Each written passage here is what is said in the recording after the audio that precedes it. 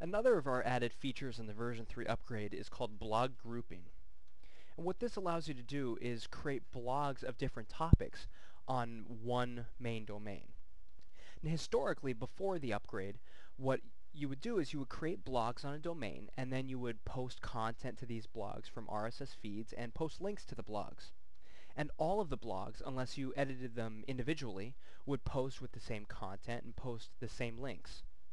But now what the version 3 allows you to do is it actually allows you to manage your blogs by group. So for example, let's say you have one domain and you want to create 5 groups of blogs, each with 30 blogs. One group you want to be about dogs, another group you want to be about cats, parrots, horses, and cows. Now what you can do is you can create each of these groups, then you create blogs to go into these groups, and then each of these groups will separately update with different RSS feeds, and you can post different links to each of these groups. So let me show you what I mean. First of all, as you can see, we're in the Operations Center right now. We will go to Groups. It's right up here in the top menu. Now as you can see right now, we have 2 groups, Default and Scott. To create a group, all we have to do is right under Create the New Group, we will think of a name. It'll be extraordinarily imaginative. We'll go with Group. Group 3.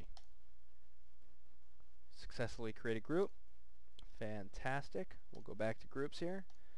Okay, now we can see that our group 3 is in. Now at this point, we don't have any blogs in our group, and this group isn't going to update with anything. All we've done is it's basically like we've created a shell or a space to put blogs into. Now normally, when you're going to put an RSS feed in for your blogs to update, you would do that in the settings area. You'd scroll down here, and this is where you'd put your feed URLs. However, if you are using groups, we'll go back to groups, and within the groups interface is where you'll do that now. Let's go over to Actions and to Edit. Now instead of in Settings, this is where we're going to put our RSS feeds for this particular group to update with. So actually, for example's sake, let me go back to Settings and I'll grab this feed just to show you. Okay, let's say this is the feed that we're going to use. Go back to Groups, go back to Group 3, excuse me, and this is where I'll put my feed. Put it right here, hit Save. Okay. Now, what this means is that this group is now going to update with this particular feed. And it will now not update with whatever feeds we have in settings. So basically, whatever you have in the group here is all it's going to update with. So remember, we still don't have any blogs in this group. Now we have just set up the group and what it's going to update with. So what we can do now is we can set up links to this group. So we'll go to Linkage up here at the top menu. And as you remember, we have all different sorts of links. We have LSA links, blog links, and post links. And in each of these interfaces, we'll scroll down, we can assign the link to our blogs. And as you can see, we can either assign the link to all of our blogs, or we can go with a group. As you can see, my group 3 is now in there. So if I wanted to have a set of links that only get posted to group 3 and none of my other blogs, this is where I would do it. I would hit group 3 just like I did, put in my links here, scott.com, omar.com, and, well, Carell, you get the point. Okay, we'll scroll down, and then we hit Process. Successfully save links.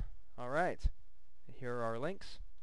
Now our links are ready to go, and remember, they will only be posted to those blogs in our group 3.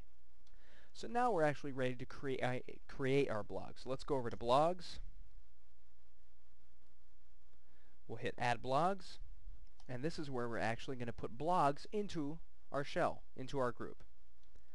So we would choose whatever templates we want to use, choose whether we want to add this to the batch,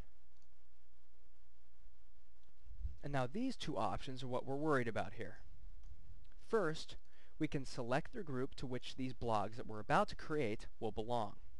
And as you can see, I can pull this down, and here's our group 3. So I would assign these blogs to group 3 because that's where I want them going. Now, the second option is where we determine how our blogs will be interlinked.